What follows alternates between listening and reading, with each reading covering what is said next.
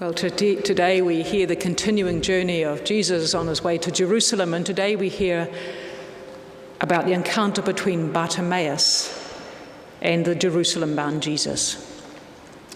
Bartimaeus, as we hear, is blind. He's on the side of the road, you might say literally sidelined. Upon hearing all the noise and fuss around him and hearing that it's because of this fellow called Jesus, Bartimaeus cries out to be heard and seen. The crowd try to silence him, but Bartimaeus cries out even more loudly, insisting on being heard. Blind, a beggar of invisible status and no particular account, calls out.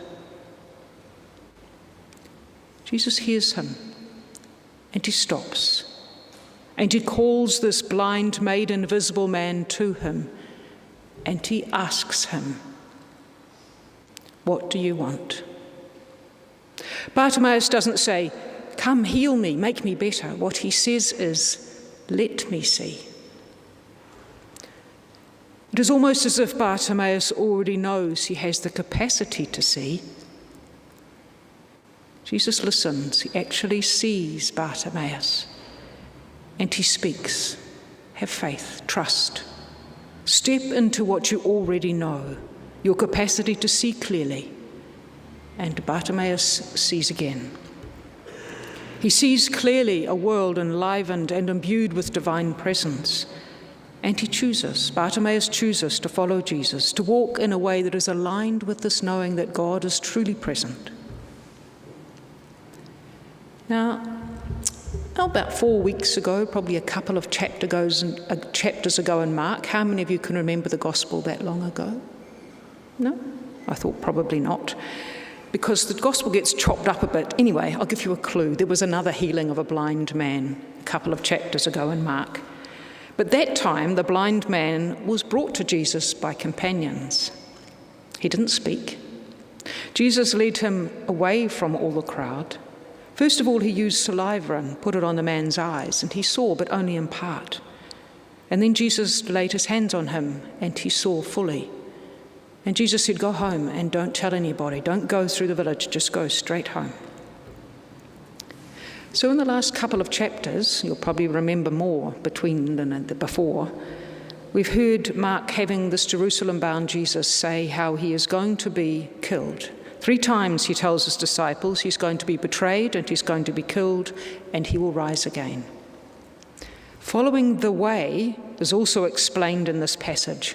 It's going to require sacrifice of all the things that lend us reassurance, that lend us things like a sense of surety and security and continuity, things like familial ties. And yes, Helen, the rich young man, financial security, you might have to give up some of that too. And the sons of Zebedee who want all the status, you might have to give all that up. What is more, living this way claims that only in God, when we are founded in our sense of knowing that God is in our being, do we really know and understand who we are. For us to be whole and for us to flourish as humans means we need to align ourselves first with God. That's our first allegiance. And we commit ourselves to being and doing and living in a way that prioritizes God before all else. But to commit and live this way will make you in all likelihood act in defiance of the authority of those who actually wield power and control in the world. And it will lead in all likelihood to persecution and suffering. The promises that life lived fully trusting in God will bring wholeness, will bring healing, and will bring fulfillment in the world. So you see, that first partially seeing thing, that first not quite understanding, because living the way of God at that stage wasn't as simple or as straightforward. It hadn't been laid out in the last couple of chapters. The first blind man saw, but not clearly until Jesus laid his hands on him and he got sent away. All happened in secrecy. Seeing clearly what follows and what this will entail is not able yet to be perceived. Just despite first impressions of how marvelous Jesus might seem, it's not exactly clear what the cost of following him will be. But then once that's been laid out, after we've heard Jesus' difficult teaching of his impending death, the cost of discipleship, the inverted values of the way, the second immediate restoration of sight takes place. It takes place in the middle of, and in fact, it stops the flow of the crowd. Bartimaeus, who can't see now, but has in the past, says, Jesus, I trust you, I faith you. Immediately his capacity to see is restored, and he chooses immediately to follow this way of Jesus, to align himself to this way, this difficult way. So when we take a slightly bigger piece of Mark, we can see that a structure takes shape. We can consider how symbolism is there that we might not have seen without seeing it all, and it adds depth and it adds meaning to our hearing of Mark's unfolding telling of Jesus' life and journey. It's lovely, isn't it? To get a bit clearer idea of things. But it's not exactly life-threatening. It's just quite lovely to know a bit more. It doesn't sort of confront us in a way that knocks us off our perch, dislodges us from our usual, causes us to question, who am I? How am I living? Do I really want to change? Sure, the gospel seems to be telling us that following with Jesus will have serious implications. It requires much more of us than saying, yeah, we believe in Jesus and keep on as usual. That's what the gospel says, but does it really do that to us? You see, there's good news, isn't there, that we share over a nice cup of our favourite brew with our friend. And then there's good news that disrupts the inherent complacency of that settled world. I wonder if in our settled world, the good news, that gospel one that's meant to disrupt everything, has become tamed. It's become part of our familiar and comfortable world. A world we can keep spinning pretty much as we want, and we can modulate our exposure to that which discomforts and unsettles us. Does living good news this way also mean that we have come to sideline and to silence those disruptive and unsettling voices that might be crying out to be heard? Whether they are voices of our human type, of our natural world, or that inner yearning in us that just wants to live differently. Because for the wild gospel good news, wouldn't it be dangerous in the hands of the unlikely and the unwashed? Might they not want a place at our table of plenty? We might have to live with enough and not too much. What is more, those disruptive, uncomfortable people might upend our world because they might just show us how to live.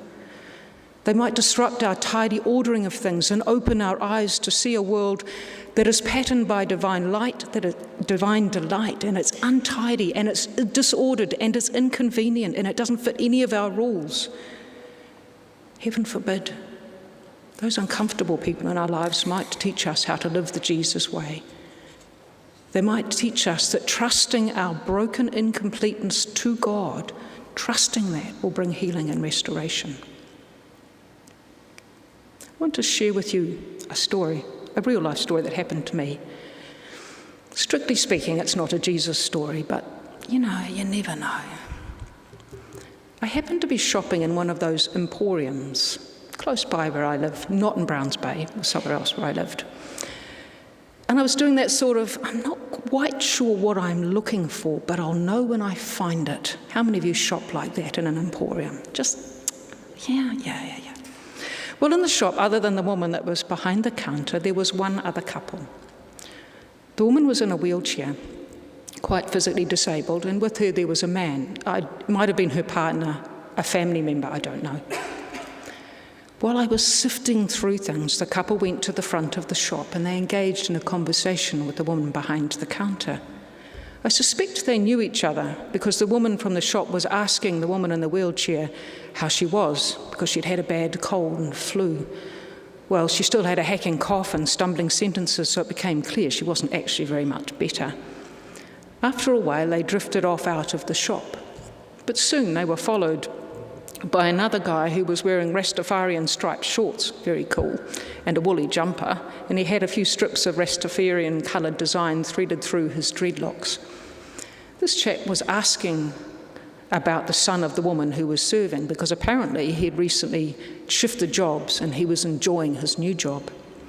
It appeared the son had switched from one car dealership to another and was now much happier. What did they do that made him so unhappy? The chap asked the woman behind the counter. It's not appropriate for me to answer that, the woman tactfully responded. And then ensued a conversation about the virtues of the cars from one dealership against another. I left the shop at that point, still looking, but as happens, half an hour later I popped back in again. And the woman in the shop was now in conversation with another man, I guessed to be in his 50s or 60s, somewhat shabbily attired. The conversation seemed to be around a woman who must at times frequent the shop. He was explaining how the woman was a friend, but not a girlfriend, that she needed to understand that she was a bit needy for his liking. The woman in the shop was explaining how that not girlfriend friend was probably just lonely. Then followed a largely one-way conversation about the merits of the Jaguar as a car and how his neighbour had one and all the things it could do. The woman mumbled periodically in return. By this stage, I'd found something of what I wanted, so I went to the counter. The woman was looking at it tired and a bit frazzled.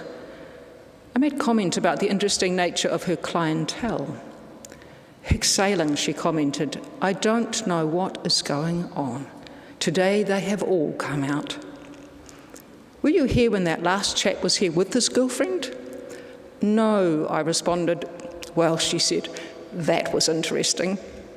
I said, "I left when the chap with the hair threaded with stuff was here." "Oh," she said, "well, in between time, the guy with Asperger's was here. He has rearranged and tidied all my ribbons again. I can never find where things are by the time he finishes." I couldn't help but reflect what an amazing, if unrecognised, world of belonging that this woman was providing for all those people who just don't quite fit. I doubt when she goes home that she considers these conversations, the refuge created by her willingness to engage with those silenced and sidelined and ill-fitting people of our community. I doubt she goes home and thinks of that as the work she did in her day. This woman lives out an amazing ministry, though I doubt she understands herself or what she does in this way. Seeing them as persons in their own right, with complicated and convoluted ways of negotiating life, by hearing, by stopping and listening and asking. She gains them stature of personhood, clearing for them a place to stand, permissioning them a world to walk in, a way to walk, for their uniqueness to have voice. In her meeting them, was she as God presence for them? And was this drawn out of her by their need? It gave me pause to think. I wonder what you would say should the living God ask of you what you want.